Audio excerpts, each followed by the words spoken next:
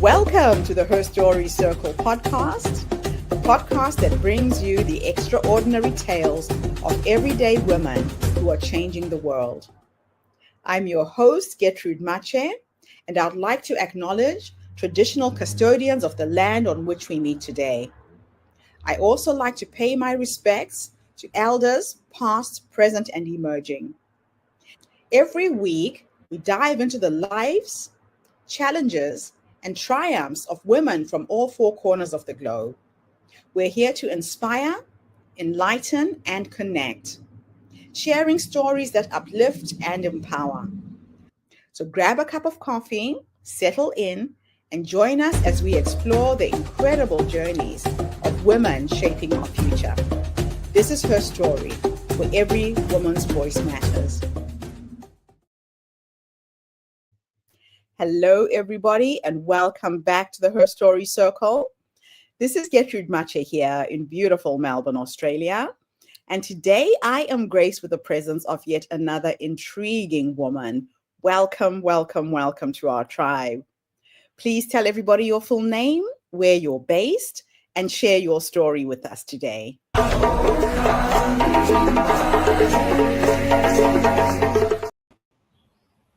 Hi there, I'm Jme. I live outside of Seattle, and I run Motley Zoo Animal Rescue. How I got there is kind of interesting. I was never allowed to have pets when I was little, like free roaming pets, and I always wanted a cat or a dog, but my dad pretended he was allergic to the animals, and so I was never able to have one.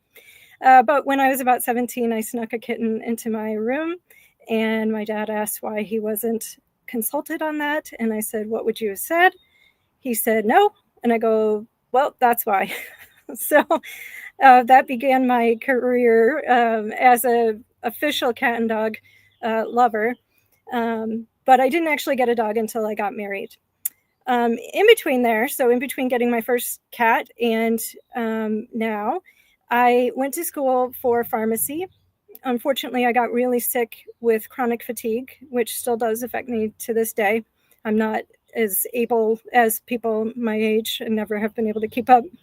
But then I decided to pursue fashion design, which was something that I'd always enjoyed. My mom taught me how to sew when I was very young, and she taught me how to keep my books, and I made little bracelets for my friends at school, and I took orders.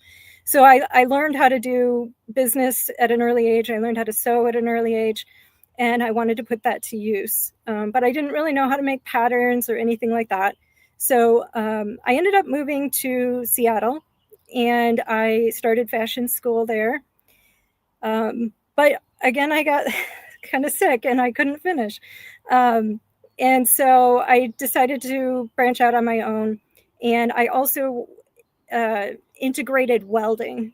I liked making jewelry, and so that my ideas kept getting bigger and bigger and bigger. And I integrated the metal pieces on the clothes that I made. So I even used parts from motorcycles or bicycles, and made very unique pieces. I did try out for Project Runway, and I almost made it 3 times, very, very, very closely, but I didn't. But yeah, Tim Gunn told me I should just take my clothes to a trade show and I would do fine. And I was like, no, I need the show. And he asked how I would do my particular aesthetic within the, confines of the show. And I told him that I would, adapt. And he just said, just take your clothes to a trade show and you'll do fine. But what he didn't know was that in the background, I had been starting to get into animal rescue. I fostered and adopted a dog when I got married, and it was my first dog. My mom was really surprised, but I always wanted a dog, and so finally I got one. That led me to understand that there's a plight of animals in need in shelters that are often being euthanized for time, space, and they need help. And being a foster home, I realized when I was pursuing fashion design that I was chasing this dream, and I was spending money to do it. And I was frustrated because I wasn't getting there fast enough or, just getting where I wanted to be. And I looked down at my foster dog, and I was petting her, and it just hit me like lightning that I'm achieving a goal every day. I have a foster dog in my home. I'm waking up and my day has purpose, my day has meaning, and I'm doing something important and I'm saving that animal's life. So that kind of changed my trajectory a little bit. And what I said was, if I don't make it on Project Runway this last time, then I will start Motley Zoo. So Motley Zoo had already been an idea in my head. I'm not sure exactly how I came up with the name, but every time I said it, people laughed. So I thought that's not too bad. If there's a few grants laying on someone's desk and they need to pick one out, Motley Zoo would be a memorable name. It also has important meaning to what we do and who we are. And, you know, a motley crew is a colorful group of people or a colorful group. And I felt like that's who we are. We're different people from different backgrounds, different experience, and all saving an equally motley collection of animals of different species and types. And so the name really fits the inclusiveness of who we are and, you know, how we want to be in the world. I do have a husband. He's awesome. We've been married for 20 years now, and he is a video game designer. And it's a very exciting day for him too, because his video game just was released today. And we have 2 dogs and a cat. So a lab and a terrier and a Bengal cat. The Bengal is very old. He's probably not going to be around too much longer. The lab and the terrier are 6, and their names are Cash and Satori. I, at one point, had 5 little dogs, and that was kind of like the maximum number of personal dogs I had at any one time. But I often fostered and had up to 15 little dogs running around. But I've pared it down to just my 2, Cash and Satori, for the most part. And I foster when we have medical animals or behavioral cases that need extra support, because puppies make me crazy. They're a little too hard. That brings us, I guess, to Motley Zoo, which this is our 16th year of operation. And so I'm very proud of that, because a lot of charities don't last even a few years. So it's crazy to think that, you know, we've been doing it for this long. But I will say that this year has been one of the harder years that we've ever seen. And there's a lot of challenges facing the world, people, everybody. But that means that the problems for animals get even more complicated because they rely on us.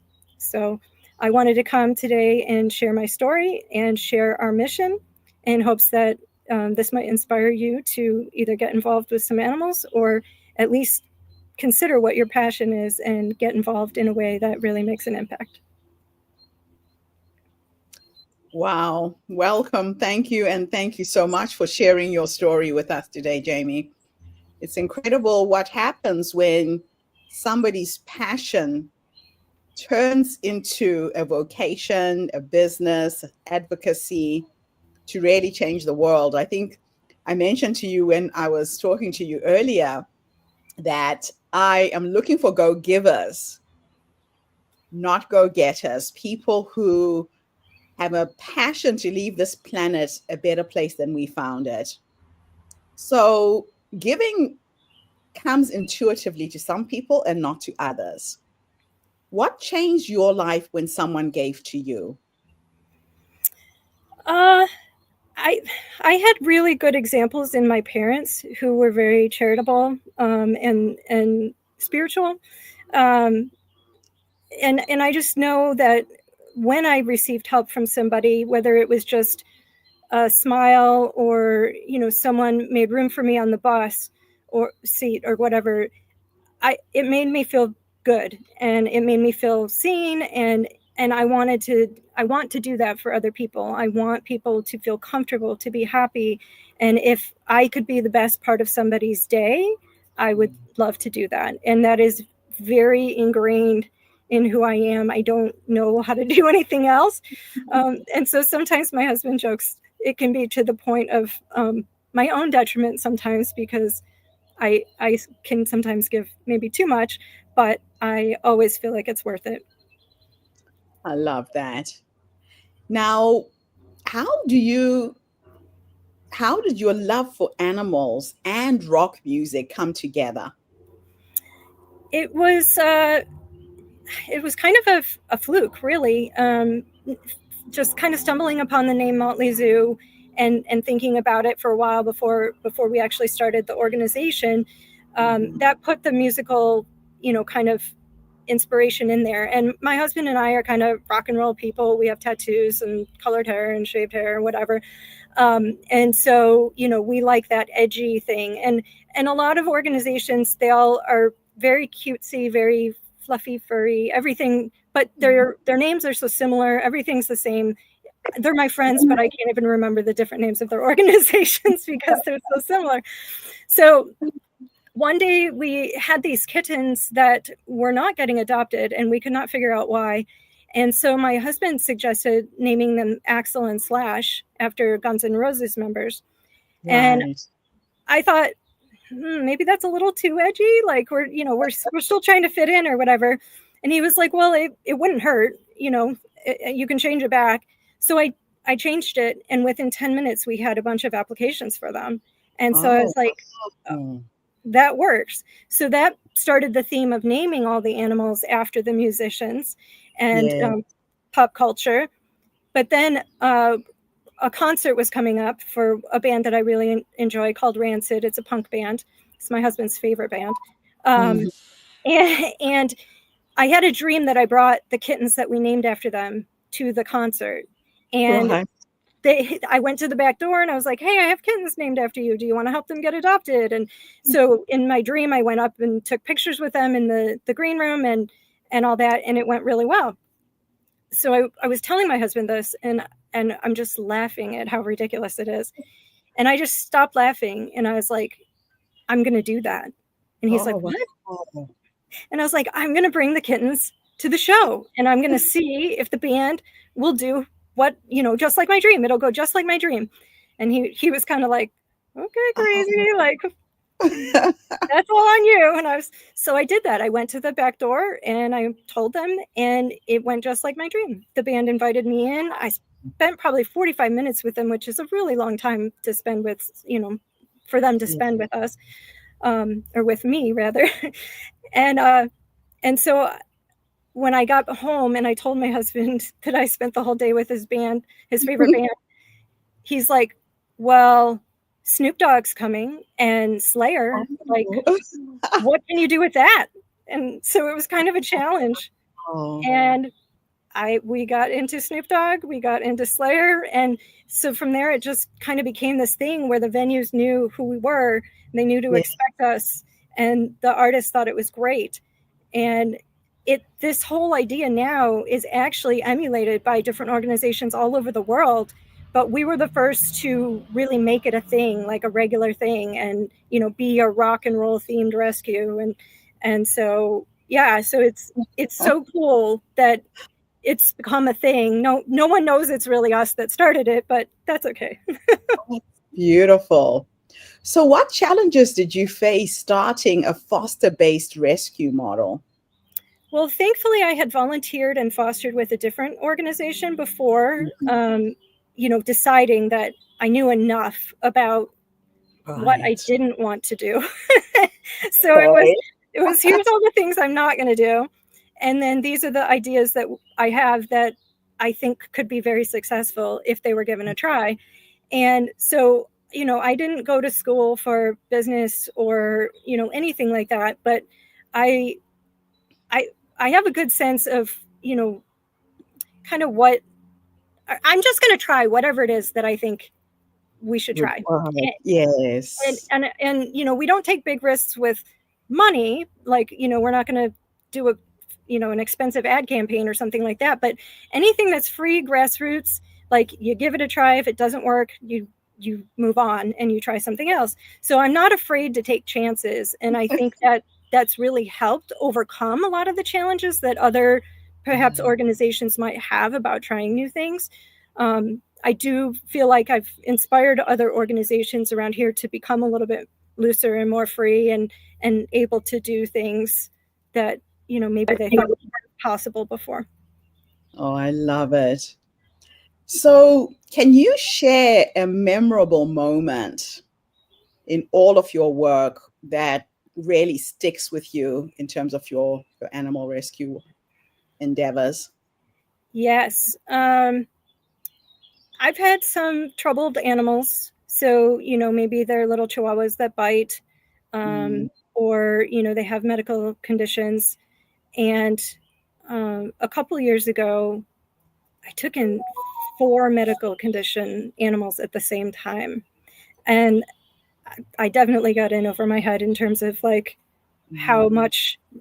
much that was. But yeah, I went to pick up one dog and I told the shelter, I'll just take those other ones that you mentioned too. And they were like, what? And so it was a Christmas miracle, that I agreed to take them all. And this one little dog named Cinnamon, she was so sweet, but she had a big tumor on her chest, which happens. Almost all female dogs that I've met over the age of 7 that weren't spayed have mammary tumors. And so hers had metastasized. And Oh. so we took it off, but she just wasn't healing very well. And Mhm. she had a lot of, spunk and gumption, but in the end, it was very clear that the surgery was just really hard on her, and I needed to let her go.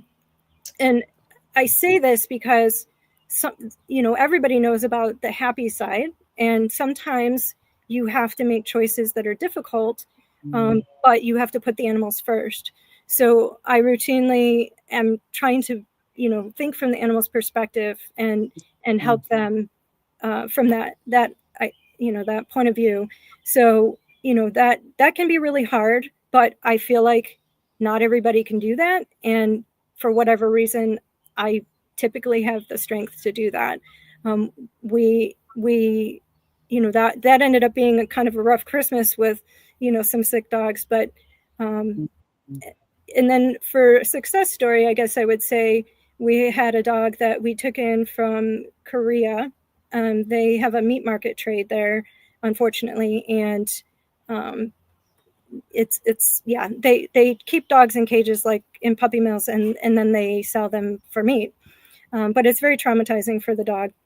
So we got this one little dog. I'm sorry, he was from Thailand, and we ended up calling him Matthew Broderick, like Ferris Bueller. Um, but he had been in the shelter in Thailand for a very long time, and he was with us for almost 3 years. But Okay. this family came along and they were obsessed with him, and we were like, it's probably not the dog for you. And they were like, no, we want this dog. They had to come 6 or 7 times to visit, and it was once he recognized them and wasn't barking at them anymore, then we knew that he was ready. When they took him home, we didn't know this at the time, but the one of the children in the family had a seizure disorder, and he alerts her to her seizures. And Oh, we did not train him to do this. He picked that up naturally, and so now wow. she knows when she's going to have a seizure. So from sad to happy, there's everything in between, but Wow. his case is kind of miraculous, really, that he probably spent 5 years in a shelter system or in our organization total, and his family was just waiting for him. Yeah, it's amazing how intuitive animals can be. I had a friend in California who had a cat that used to wake her up. She had asthma, she had sleep apnea, she had high blood pressure, and that cat would just literally wake her up. And she was diabetic as well. She Wow. almost went into a diabetic coma, and the cat would wake her up. So animals are very, very beautiful in that sense, that they can learn the rhythm of the human being they're living with, and we don't even realize it. So, what role does community play in the success of your organization? And how big is your community? Well, community is very important. We're trying to build a, a community where people are more humane. When people Mm. are more humane to animals, it's proven that they will be more humane to people too. So, we are trying to build humane communities. We live outside of Seattle. Our property is outside of Seattle, and Right. we probably have about 150 volunteers at any point in time, Mm. and a small staff of less than 10. And we, interact with thousands and thousands of people every day all over the world, sharing our message, trying to help animals find homes, and focus on training too for dogs. So we're really working on that. So I think we appear to be a bigger organization maybe than we are, but Right. we are small and mighty. So there's a lot of things that we've done that are, a bigger organization would have taken 10 people to do. So I don't know how we've done it, but we've done it. But we've gotten some things done. But we need to be in the community, because not only are we helping the community with their pets, but we Mhm. need them to adopt them, to help take care of them in foster care, to come volunteer and help us at our facility and our events and fundraising and getting the word out. So Right. it's a very, and I would say the animal loving community it Mm. crosses all boundaries. There's Yeah. bikers, there's country music, there's rock music, there's gardeners, so it's kind of cool that we can see all these different kinds of people and different Mhm. backgrounds, and help them with their pets, help them find the right pet for their family. There's nothing more rewarding than finding the right match for someone, because oftentimes people come to us thinking that they're going to, they want that dog, and we're like, well, based on what you said in your application, that actually isn't a Mhm. good fit. So how about this one? And then So they're you like, actually oh my help gosh, match with the yes, right dog. it's like dog dating. I love it. I Yeah. love it. And so we put a lot of effort into that compatibility, and Yeah. as a result we see very few animals come back. But we do see lots of adopters come back. Lots of adopters become fosters, they become Mm. volunteers, they become donors.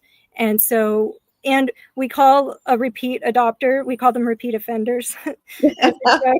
And so when somebody comes back, we celebrate, that they're Oh. adopting with us for the second time or third time, or one time it was 5 times. But yeah. Oh, wow. That's so beautiful. So, how do you prevent burnout and compassion fatigue amongst your volunteers and, of course, yourself? Oh, that's a tough one, because it kind of snuck Mm. up on me a few years ago.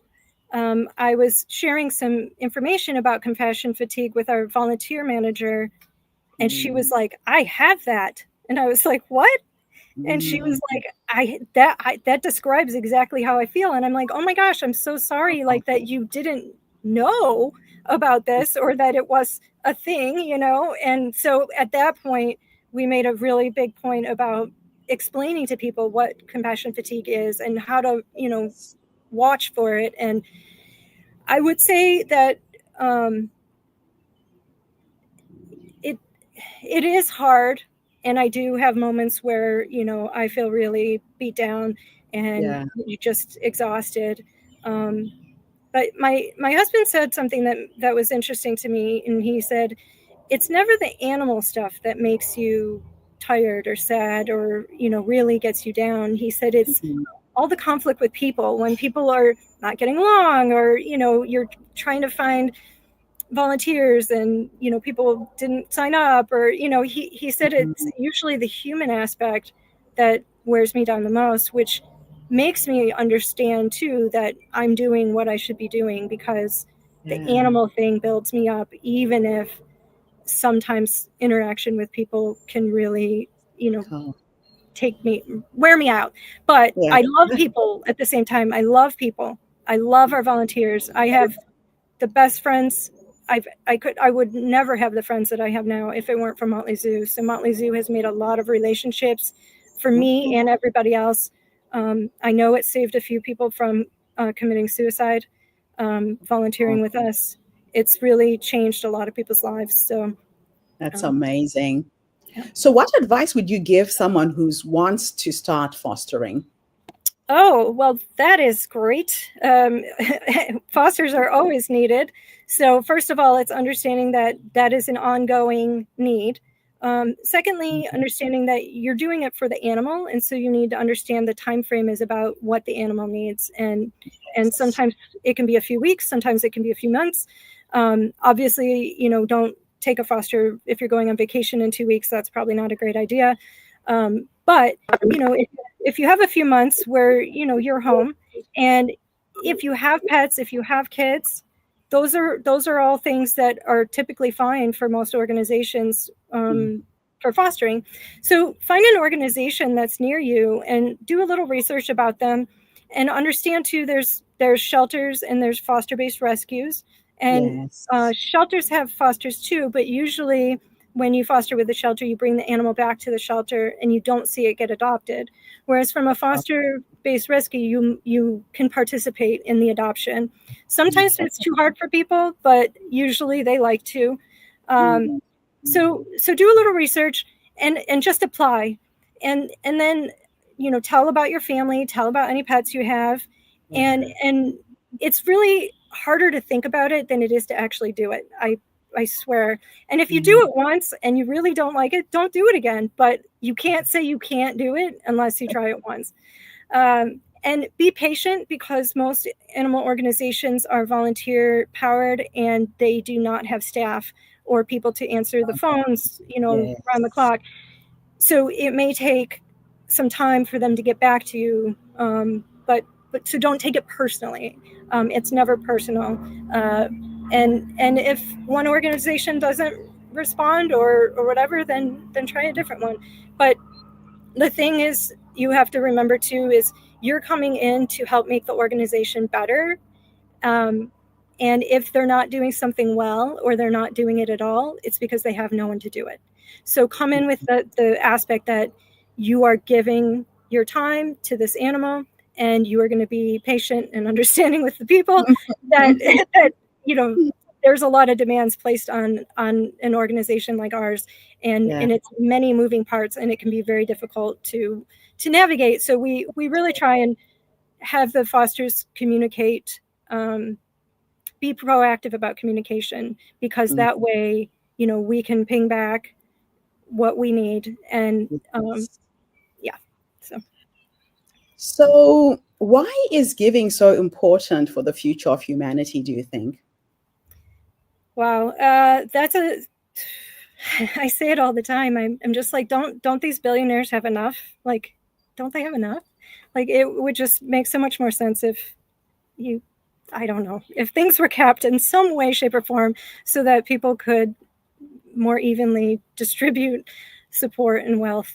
But I think now more than ever, giving is extremely important, because things have become very difficult for people, whether it's economically, politically. There's wars, there's hunger, there's diseases. So many things are going on in the world right now. It kind of seems like a dumpster fire.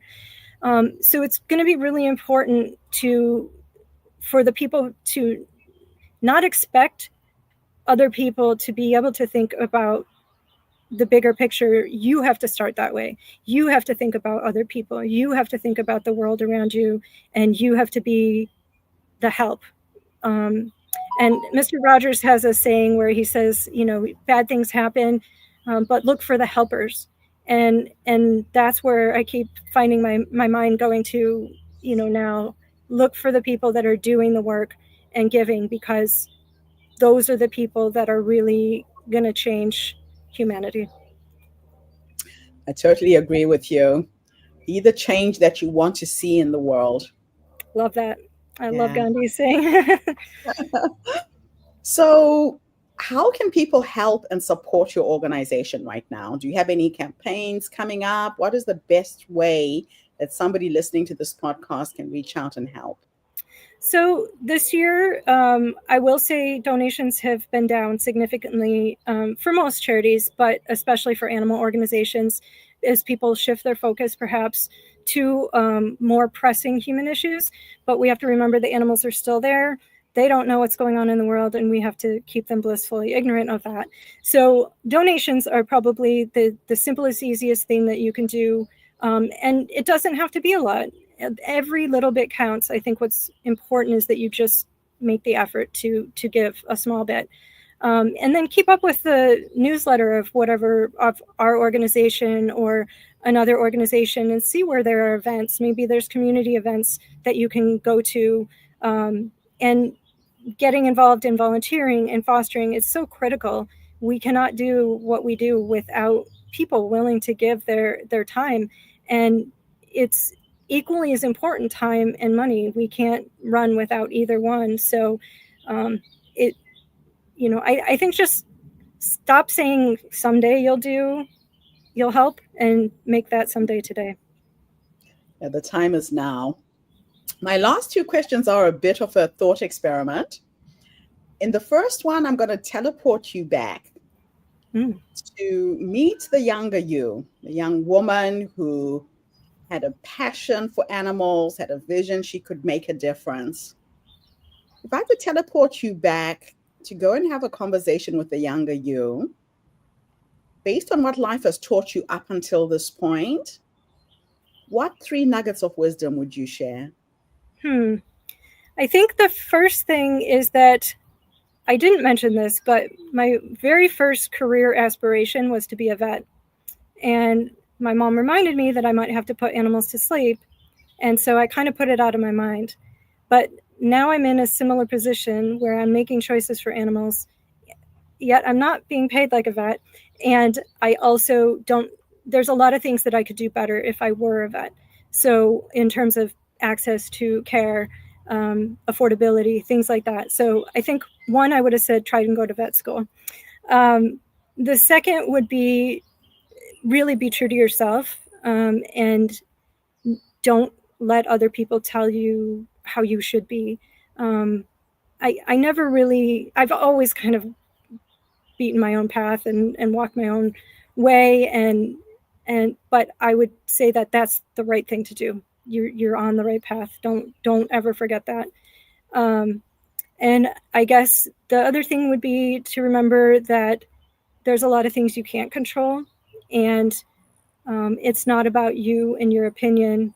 It's about how you can help and how you can make a difference. And if your opinion is only going to hurt somebody, or your action is going to, not be the best part of somebody's day, don't do it. So I had a period of my life where I was pretty opinionated and maybe a little judgmental, and I'm pretty much the exact opposite of that now. I just want people to be happy. I just want people to do what's good for them, what's good for the planet, what's good for the world.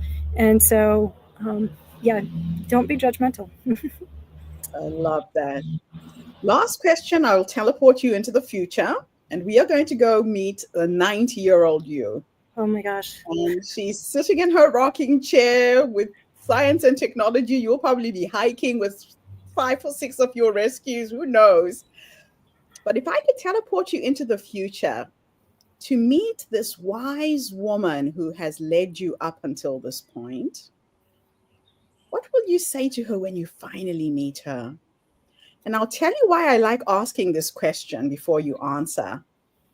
A lot of women don't realize that the wise woman is already in us. Yeah. She's that quiet voice that tells you to advocate for animal rights, start a nonprofit, say yes, say no, but we're always looking outside of ourselves for answers and solutions. So what will you say to your wise woman when you finally meet her? I would say that I'm glad that I lived with purpose. I made a difference, even though it's a drop in the ocean. I'm very insignificant in this world, but I leave an impression that is, I think it runs deep. So knowing that I'm not that important, but I did something that was valuable to other people and to the animals and to the world, I think I would just say, good job. Absolutely beautiful. Jme, thank you so much for coming online and being an inspiration to our community today. Your story is absolutely amazing. Thank you. Thank you for having me. I really appreciate it. And I love what you're doing. And I think it's so great being able to share, different women's stories and see how we're go-giving. Fantastic. And thank you to everybody who tuned in today. The Her Story Circle is not just a podcast. We're a social impact movement that brings you the stories and voices of women from all over the world. We share our stories to uplift you, to inspire you, to energize you, but most importantly, to take you from where you are now to where you're trying to go. So tune in again tomorrow when I interview yet another amazing guest. In the meantime, have a fantastic day, morning, or evening, wherever you are in the world, and bye for now. Thanks again, Jme. Thank you. Thank you for tuning into the Her Story Circle podcast. I hope today's story has inspired you to believe in the power of our stories and the difference you can make in the world when you use your voice. I'm Jme, and it's been an honor to share this space with you, where voices from all walks of life come together to weave a rich tapestry of diverse perspectives. Don't forget to subscribe, rate, and review our podcast to help us share these stories with more listeners. Follow us on social media by looking for the Her Story Circle podcast for more updates. And join us tomorrow for another episode filled with courage, resilience, and empowerment. Remember, your story matters, and together we're building a stronger, more inclusive world. Until next time, keep making her story.